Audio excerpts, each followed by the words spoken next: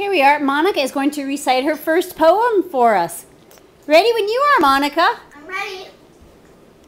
No, Catherine. Monica is going to say the poem. Go ahead, Monica. Just like you were doing a minute ago. Say the poem. Okay, she's got a little bit of stage fright, I think.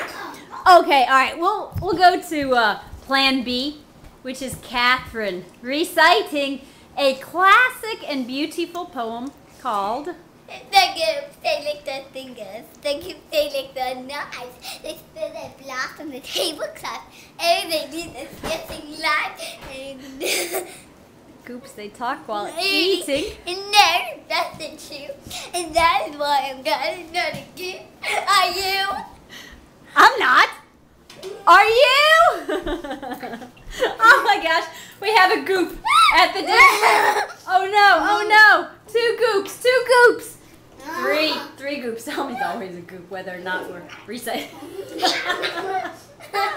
Hey, Dami, you're the best goop yet. Okay, Vincey, you're a pretty good goop as well. Tada is a lovely close-up.